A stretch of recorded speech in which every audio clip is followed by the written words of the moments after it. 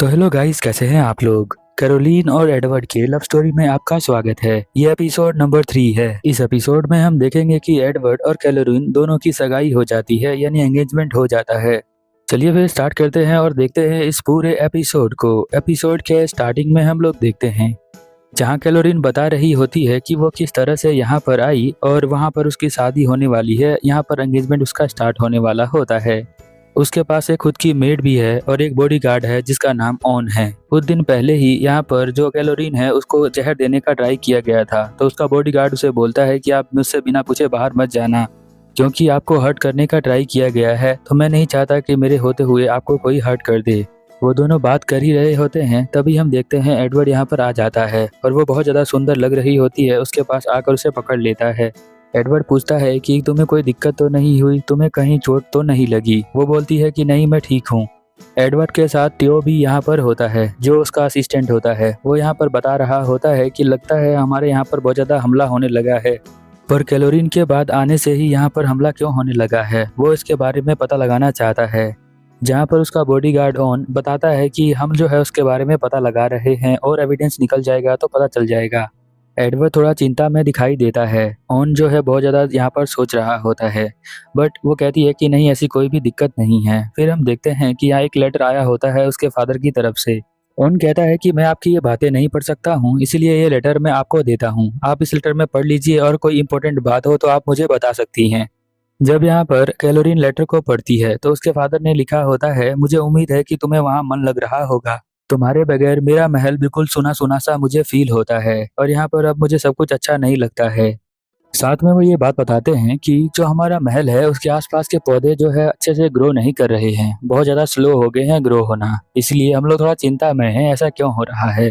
But flora जो है healing magic से उन पौधों का ठीक करने का ट्राई कर रही है। इसी बात से हम लोग थोड़ा खुश हैं। हम कैलोरीन के फादर को देखते हैं जो यहाँ पर बात कर रहे होते हैं कि पौधे सही से हो जाएंगे ना, तो वो बंदा कहता है कि हाँ, पौधे सही से हो जाएंगे, टेंशन मत लो, क्योंकि हमारे पास फ्लोरा है तो वो पौधों को हील कर सकती है बड़े आराम से।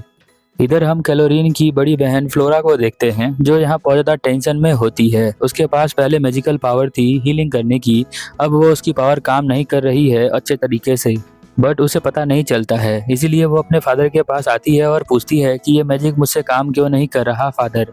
उसके फादर कहते हैं कि क्योंकि तुम्हारी बहन कहीं चली गई है, इसलिए तुम्हारा ध्यान मैजिक में नहीं है, इसीलिए चिंता मत करो, उसके जाने के वजह से तुम्हें दिक्कत हुई है, बट थोड़ी दिनों में आदत हो जाएगी। बट उसको ऐसा नहीं लगता क्योंकि उसकी अटैचमेंट अपनी बहन के साथ बिल्कुल भी नहीं थी। बट यहाँ फ्लोरा को कोई भी कारण नहीं मिल रहा होता है कि उसका जो मैजिक है हीलिंग वाला वो कम कैसे हो गया है। क्लोरीन यही लेटर में लिखा होता है जो सब वो पढ़ रही होती है। तभी यहाँ पर ऑन कहता है कि हमारे यहाँ पर एक फंक्शन होने वाला है, तो आपको वहाँ पर चलना पड़ेगा। लेटर पढ़कर थोड़ा सा उदास हो जाती है यहाँ पर कैलोरीन, बट हम देखते हैं अगले दिन उसका मेकअप किया जा रहा होता है, जिसकी वजह से वो बहुत ज़्यादा सुंदर लग रही होती है। थोड़ी देर बाद यहाँ एडवर्ड आता है और वो भी बहुत ज़्यादा अच्छा लग रहा होता है। एडवर्ड यहाँ पर कैलोरीन को कहता है कि आप बहुत ज़्यादा खूबसूरत लग रही हैं, तो कैलोरीन कहती है थैंक यू ये सब बोलने के लिए, मुझे बहुत ही अच्छा लगा। वो दोनों आपस में बात कर ही रहे होते हैं, तभी ऑन कहता है कि चलो अब यहाँ से चलना है, तो वो चलना स्टार्ट कर देते हैं। वो बड़े से हॉल के गेट के सामने होते हैं, गेट खुलता है और वो लोग एंट्री कर लेते हैं। बहुत सारे लोग उन दोनों को देख रहे होते हैं। लड़कियां यहाँ पर कैलोरीन के बारे में बातें कर रही होती हैं। फिर हम देखते हैं कि यहाँ पर वो जाकर साइड में खड़े हो जाते हैं। उसके बाद उसके मॉम और डैड दोनों साथ में यहाँ पर आते हैं। उसके मॉम और डैड दोनों साथ में एक बहुत ही ब्यूटीफुल कपल लगते हैं, ऐसा हॉल में रहने वाले सभी व्यक्ति बोलते हैं। सभी यहाँ पर बहुत ज़्यादा एक्साइटेड होते हैं उसके मॉम और डैड को देखकर, और सभी जब वो उसके मॉम और डैड यहाँ पर आते हैं तो अपना सर झुकाते हैं, वो उसके मॉम और डैड को रिस्पेक्ट देते हैं। उसके बाद हम देखते हैं कि उसके मॉम और डैड दोनों ही यहाँ पर सिंहासन पर बैठ जाते हैं। अब यहाँ पर उन दोनों को अनाउंसमेंट करना होता है अपने बेटे की एंगेजमेंट को, तो इसलिए वो लोग यहाँ बैठ जाते हैं। और हम देखते हैं कि यहाँ पर एडवर्ड और कैलोरीन दोनों अपने आप इंट्रोडक्शन देती हैं। वो लोग यहाँ पर राजा और रानी के सामने सर झुका लेते हैं। फिर हम देखते हैं कि यहाँ पर जो एडवर्ड के फादर होते हैं वो कहते हैं कि तुम दोनों अपना सर उठा सकते हो। वह दोनों अपना सर उठा लेते हैं। फिर उसके फादर यहाँ पर कहते हैं आप सभी को इसलिए बुलाया गया है क्योंकि मेरे बेटे की एंगेजमेंट होने वाली है कैलोरीन से, जो ड्यूक की बेटी है। यहाँ पर हम देखते हैं कि कुछ लोग बहुत ज़्यादा खुश होते हैं, बट कुछ लड़कियाँ थोड़ा जलती है यहाँ पर कैलोरीन से। कैलोरीन ये सब देखकर बहुत ज़्यादा खुश हो जाती है। फिर यहाँ पर एडवर्ड के मॉम और डैड खड़े होते हैं और वाइन को चेयर्स करते हैं। एडवर्ड भी एक वाइन ले लेता है जो यहाँ पर कैलोरीन के पास आके खड़ा हो जाता है और उसको बोलता है कि हम दोनों साथ में चीयर्स करते हैं। और दोनों साथ में चीयर्स करते हैं और फिर वाइन को पीते हैं। लड़कियां तो यहाँ पर एडवर्ड को देखकर फिदा हो जाती हैं उसके ऊपर, बट यहाँ पर कुछ लड़कियां जलती हैं। तभी हम देखते हैं एडवर्ड का भाई यहाँ गिलबर्ट यहाँ आ जाता है। वो कहता है मेरा नाम गिलबर्ट है। कैलोरीन भी अपना इंट्रोडक्शन देती है।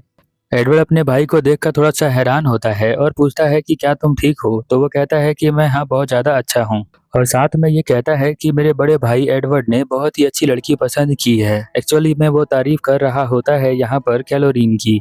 इसके बाद हम देखते हैं एडवर्ड कहता है कि अब मैं जाता हूँ और वैसा बोलकर यहाँ से चला जाता है। उसके चेहरे से लग नहीं रहा होता है कि वो बहुत ज़्यादा खुश है, क्योंकि जो उसकी स्माइल होती है वो एक फेक स्माइल लग रही होती है, इसलिए ऐसा मैंने बोला। थोड़ी देर बाद एडवर्ड और कैलोरीन दोनों बात करने के लिए कमरे में आ जाते हैं। बट यहाँ पर जो कैलोरीन के डैड होते हैं कैलोरीन से मिलने के लिए यहाँ पर आए होते हैं। जहाँ पर एडवर्ड उनके आने के बाद कहता है आपका स्वागत है, आपने जो है इतना बिजी समय निकाल कर यहाँ पर हमारे लिए आए हो। तो उसके फादर कहते हैं कि हाँ कोई दिक्कत नहीं है मुझे। फिर एडवर्ड कहता है ठीक है, हम दोनों जो है बाहर चले जाते हैं और आप बातें कर लीजिए। पास में बातें करते हुए तभी यहाँ पर ऑन आ जाता है। ऑन कहता है कि माय लेडी प्लीज उससे दूर हो जाएं। ये वही बंदा है जिसने आपको पॉइजन देने का ट्राई किया है। कैलोरीन यहाँ पर कहती है कि तुम ये सब क्या बोल रहे हो, ये तो मेरे फादर हैं, ये ऐसा बिल्कुल भी नहीं कर सकते हैं। यहाँ पर वो कहता है कि एक जासूस को मैंने पकड़ा है, जब मैंने इसको मारा और पीटा तो इसने जो है इनका नाम बताया। कैलोरीन उस जासूस को देखती है और कहती है कि मेरे फादर जो है ईमानदार हैं, वो इस तरह से काम नहीं कर सकते हैं। कैलोरीन उसके चेहरे को देखकर बताती है कि ये जो इंसान है वो गोल्डेटीन नाम के एक जगह से है जो कि ईस्ट में पड़ता है। यहाँ पर कैलोरीन के फादर बताते हैं कि जिस जगह का नाम तुम बता रही हो उस जगह से तो हमारा कोई लेना देना है ही नहीं। यहाँ पर ओन को समझ में नहीं आता कि उससे ये गलती कैसे हो गई। तो यहाँ पर हम देखते हैं ओन कहता है हमें माफ कर दीजिए। तो उसके फादर यहाँ पर कहते हैं कि अरे कोई बात नहीं, मैं तो बहुत ज्यादा खुश हूँ कि तुम जो हो मेरी बेटी के बारे में इतना सब सोचते हो। ओन को जब यहाँ से ले जाया जा रहा होता है तो वो कहता है I am sorry my lady. Edward और टियो दोनों ही माफी मांगते हैं उसके फादर से, बट उसके फादर कहते हैं अरे कोई दिक्कत वाली बात नहीं है, मैं समझ सकता हूँ कि तुम जो हो मेरी बेटी के बारे में बहुत ज़्यादा सोच रहे हो, इसके लिए तुम्हारा थैंक यू। उसके बाद कैलोरीन के फादर चले जाते हैं। एडवर्ड और टियो दोनों जो है यहाँ पर कैलोरीन से बात करना स्टार्ट कर देते हैं। तो यहाँ पर टियो जो होता है वो कहता है मुझे लगता है कि जब से आप अनाउंस हुआ है कि आप जो है एडवर्ड की फियोंसे बनने वाली हैं तब से ये घटना स्टार्ट हो गई है। यहाँ पर एडवर्ड बताता है कि जो उसका भाई गिलबर्ट है उसके बॉडी से बहुत सारी मैजिक यहाँ फ्लो करती है, जिसकी वजह से उसकी बहुत ज़्यादा बॉडी खराब हो गई है और वो तबीयत भी खराब हो गई है, जिसकी वजह से वो उठ नहीं सकता है। जब वो मिलने के लिए आया था हम दोनों से तो मैं उसे देखकर चौंक गया था, क्योंकि बहुत साल हो गए उसे चलते हुए मैंने नहीं देखा है। उसकी तबीयत बहुत ज़्यादा खराब होती है। हमारे राज्य में दो किस्म के लोग रहते हैं, एक जो सोचते हैं कि एडवर्ड जो है वो प्रिंस बने, और एक सोचता है कि यहाँ पर गिलबर्ट है वो प्रिंस बने। गिलबर्ट जो है वो पढ़ने लिखने में बहुत ज़्यादा तेज है, इसलिए एडवर्ड कहता है कि गिलबर्ट को प्रिंस बना दो। अब दो तरह के लोग बन गए थे, एक जो यहाँ पर एडवर्ड को सपोर्ट कर रहे थे और एक जो है गिलबर्ट को सपोर्ट कर रहे थे। एडवर्ड यहाँ बताता है कि बहुत दिन पहले यहाँ बहुत ज़्यादा दिक्कत होने लगी थी। बहुत सारे मॉन्स्टर और बहुत सारे लोगों ने यहाँ पर रेवोल्यूशन छोड़ दिया था हमारे ऊपर, और मुझे सभी औरतों और बच्चों को बचाना था, और इसीलिए मैं जो हूँ औरतों और बच्चों को बचा रहा था। तभी मैंने देखा कि एक माँ और एक जो है उसका बच्चा दोनों जो है उस घर के अंदर आ गए और उनके बॉडी के अंदर से एनर्जी निकल रही थी। तो मैं इसे देखकर चौंक गया कि ये कैसी एनर्जी है, इसलिए मैंने तलवार निकाला और उन दोनों पे हमला कर दिया। और जब मैंने हमला कर दिया तब मुझे एहसास हुआ कि मुझे ऐसा नहीं करना चाहिए था। जब यह सारी बातें सुनती है कैलोरीन, तो कैलोरीन कहती है कि इसमें आपकी कोई भी गलती नहीं है, मैं आपको सपोर्ट करती हूँ। टियो यहाँ पर बताता है इसलिए जो हमने आपका बॉडीगार्ड है वो अलग से चूज किया है, क्योंकि लोग जो है यहाँ पर एडवर्ड से नफरत करने लग गए थे, क्योंकि उसने जो है तलवार से एक माँ और उसके बच्चे को मार दिया था। इसलिए आपका जो बॉडीगार्ड है वो ओन है, क्योंकि ओन जो है अपने खुद के मॉम और डैड से नफरत करता है। ओन ऐसा इसलिए करता है क्योंकि जो उसके डैड थे उन्होंने एक अफेयर किया था जो यहाँ पर मेड काम कर रही थी उनके महल में उसके साथ। तब जाकर यहाँ पर ओन पैदा हुआ था। ओन को लगता था कि उसकी माँ जो है बहुत ज़्यादा बेकार है, उसके डैड बहुत ही अच्छे होंगे, क्योंकि उसकी मॉम जो थी वो सारा गुस्सा अपने बेटे पे निकाला करती थी और उसका बेटा कुछ भी नहीं बोल पाता था। इसलिए वो सोचता था कि उसके डैड बहुत ही अच्छे होंगे। एक दिन जब वो माँ बाहर चली गई तो उसने सोचा कि चलो मैं अपने डैड से मिलकर आता हूँ। तो जब वो अपने डैड से मिलने के लिए गया तो वो बताता है कि वो उनका लड़का है। तो वो कहते हैं कि अच्छा मुझे पता चल गया कि तुम जो हो उस मेड के बच्चे हो। मैंने ही तुम्हें पैदा किया था उस मेड का यूज़ करके। तो तुम जो हो मेरे एक बेटे हो, बट मेरी जो है पहले औलाद नहीं थी, इसलिए मैंने ये जो चीज़ है वो ट्राई की थी। बट अब मेरा खुद का बेटा है तो तुम्हें जो है यहाँ पर आने की कोई ज़रूरत नहीं है। तो जीवन की मैं तुम्हें अभी के अभी जान से मार देता हूँ, क्योंकि तुम्हारा कोई भी काम नहीं है। और वो फायर मैजिक यूज़ करके यहाँ पर ओन को जान से मारना स्टार्ट कर देता है। ओन जो है यहाँ डर के भाग जाता है और सबसे अकेले रहना स्टार्ट कर देता है। ओन की यह सारी बातें सुनने के बाद यहाँ पर कैलोरीन जो होती है वो बहुत ज़्यादा उदास हो जाती है, और वह अपने कमरे में बैठकर यहाँ पर आर्ट बना रही होती है और ओन के लाइफ के बारे में सोच रही होती है। तभी हम देखते हैं क्लोट नाम का जो यहाँ पर गार्ड होता है वो उसके पास आता है और कहता है कि ओन की लाइफ जो है थोड़ी बहुत ज़्यादा तकलीफ वाली है। मैं तो आपसे कहूँगा कि आप जो है उसके लिए ये जो बना रही हैं वो उसको गिफ्ट कर दें। जब आप ऐसा करेंगी तो आपकी और उसकी बॉन्डिंग बहुत ही अच्छी बन जाएगी, और आपको ज़िंदगी भर वो जो है सेवा करेगा आपकी। और वह साथ में दूसरों से नफ़रत नहीं करेगा। वो बहुत ज़्यादा नफ़रत करता है और लोगों से, और अपने मॉम-डैड से भी बहुत नफ़रत करता है। इसीलिए उसके दिल में खाली नफ़रत है। तो मैं चाहती हूँ कि आप जो है ये जो है गिफ्ट है उसको दे दें, ताकि उसकी नफ़रत थोड़ी-सी कम हो जाए। फिर हम देखते हैं इसीलिए वो जाती है उससे मिलने के लिए, जहाँ पर ओन बैठा होता है।